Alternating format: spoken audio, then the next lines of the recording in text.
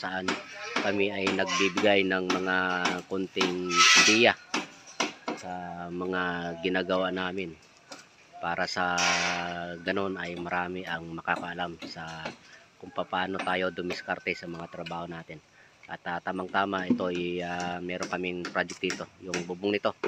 So ganyan kalaki yung bubungan natin, no? Medyo may kalakihan at susukatan yun yung unang-unang gawin natin kapag mag-tatrasis tayo. Pinaka the best na paraan ay aktual nating susukatan yan.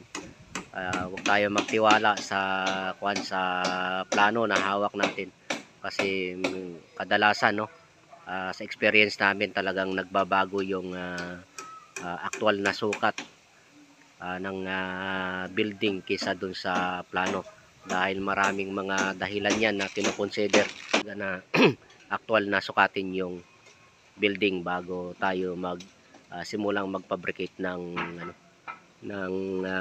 trusses. So dalawa kami ni Reggie ang susukat yan at yan ang gamit namin. Pakita mo nga, G, no?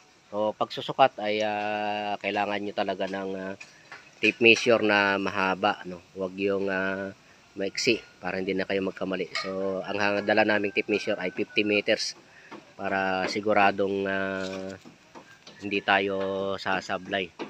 So sa tingin ko naman medyo maganda naman yung nila, tayo ng mga poste. Kaya sa baba na lang tayo ang kukuha ng sukat dahil hindi pa nila tapos pormahan yung mga biga sa taas, no? Hindi natin maakyat yung taas. So sa baba na lang. Mukhang diretso naman yung sa hulog naman nila yung poste nila. Kung meron man diferensya yan, mga malaki na yung 5 cm dyan. Okay. So to mga lodi, no, ito yung kabuuan dito sa taas. At ang bubong nito ay tatlo ang ulo nito. So ito meron ditong meron pa itong bubong dito dahil laundry.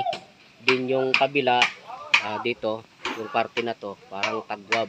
Din yung pinaka main roof niya ay itong kabuuan. Di patingin aja ng So ito yung ito yung plano na sinusundan natin to, no. So meron siyang bubong to, isa. Ito yon. Tapos ito, yan naman yan. Tapos ito yung kabuuan. Ito yung merong bali.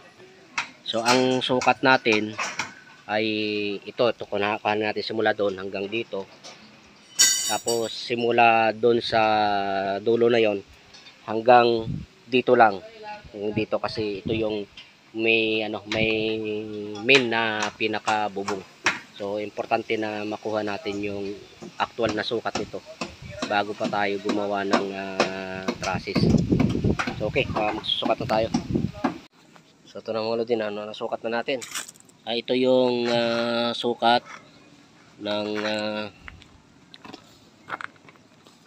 lima. Yan yung sukat ng sukat ng wala pang bulada. So yung actual na sukat yan. Andin yung gagawin nating gagawin nating trusses ay ito. Yan, may bulada na yan na 1 meter paikot. So dito hindi na natin sinama ito sa pagsukat dahil panibagong ulo ito dito. Ito, so yung laundry na to. At then kasi ang bubong nito hindi na abot ng hanggang dito na lang yan. Mga 1.5 meter siguro ang diferensya dito. Ipapakain sa pader ang nito, flashing. Then ito naman parang tagwab lang ito. Itong portion na to. So ang gamit niyan ay tubular. So hindi na natin isasama yan sa pag susukat dahil ang gagawin natin doon sa bodega ay yung mga main trusses lang. At yung doon, yung nasa harapan, merong bali dito. May bali dito na bubong. So ito hindi rin natin to sinama kasi ito huhulihin natin ito dito sa ibabaw niyan, huhulihin yan.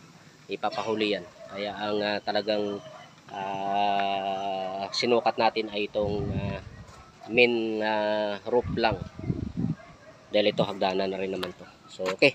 So ganyan lang mga lodi, no, pagka nag start kayo ng bubong, actual yung susukatin yung sukat dahil may pagbabago talaga yan sa actual kaysa dun sa plano kagaya nito, no. Malaki yung diferensya, nasa 24 cm yung diferensya. So kung hindi natin actual na susukatin ay maaring lumiit yung ano natin, yung magagawang trusses. Kaya napakahalaga na actual yung susukatin. Okay.